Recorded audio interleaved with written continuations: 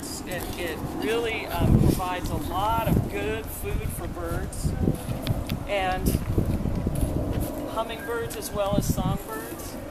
So we did what's called sheet mulching in this area, and you can see that the soil really, it needs to get broken up some.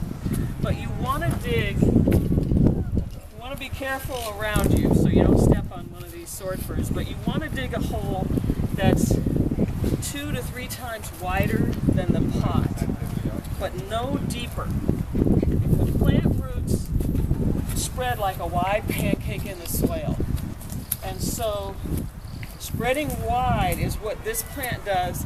One of the reasons we chose it also is that it is not going to grow deep roots and interfere with anything with the Atlas cedar, which was planted by the Navy and is a historic tree.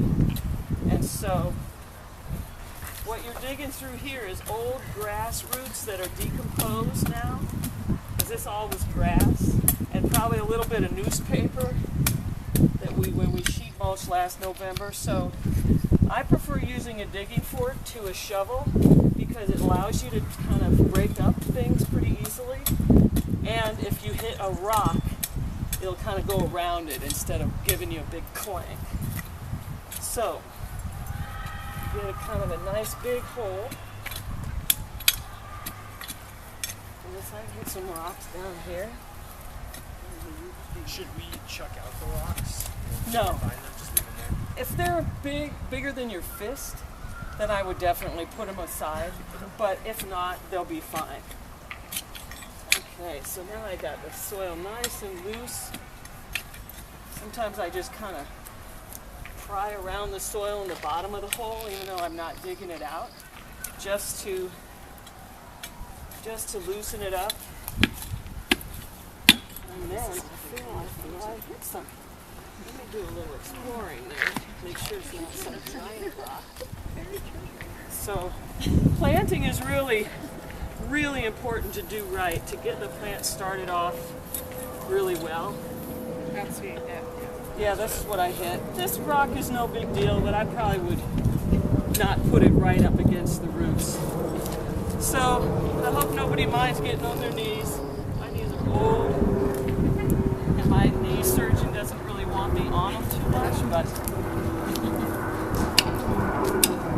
sometimes you just got to get down there. So then I got a nice size hole, nice and wide. I'm going to very Emily, gently. do you pull it by the main No, stem? I do not. Like you pull somebody's hair? Wear gloves because this is a little prickly. Put your hand in there like this and then just tip it out. Nice. And these are done, Wow. these are grown really well. As you can see, the roots are out here, but they're not wrapped around and around. It's not pot bound. So you don't have to do a lot of work, but I like to get some of this really good potting soil out, and I like to massage the edges of the roots. Feels like you're being brutal, but you're not. You're actually freeing these roots. If there's a weed, definitely get that out. And then if you end up like this with a lot of soil from the pot in the hole, mix it with the native soil. That'll encourage the roots to grow out laterally. Also, by doing that, you really see where the true root ball is, so you know what level to put the plant. You do not want this particular plant to be down in a little well. Some plants thrive with that, but not low Oregon grape. It definitely does not like wet feet in the winter. So you can play with it, you can lift it back out, and add more soil if you need to, or take some away. And then just gently push the soil back in, break up any dirt clods that you see.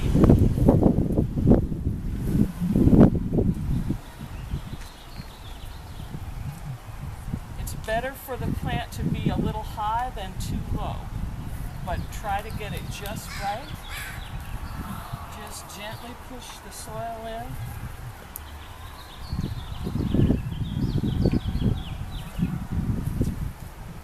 And then there's going to be a little bit extra usually.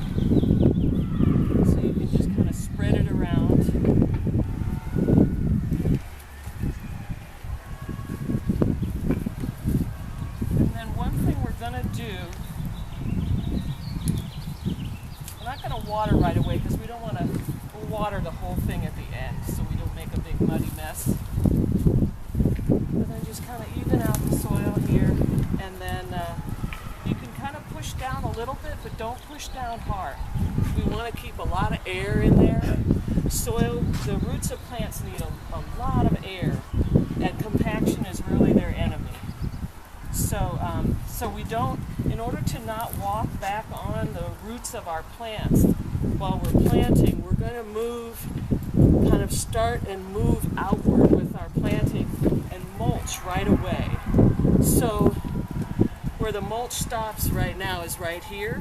So we'll want to stage wheelbarrows full of wood chips all behind here where planters are working, so that you can then put about a 2 to 3 inch layer of mulch around the plants before you plant the one, you know, further out.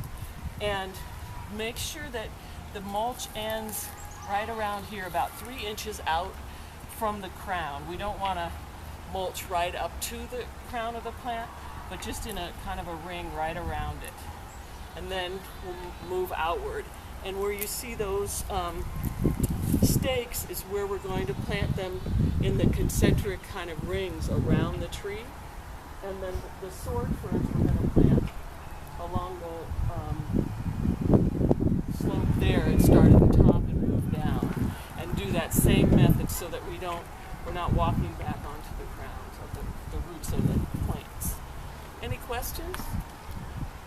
Is there any difference in planting these and the sword ferns? There is a little bit of a difference in that the sword fern roots are going to look different.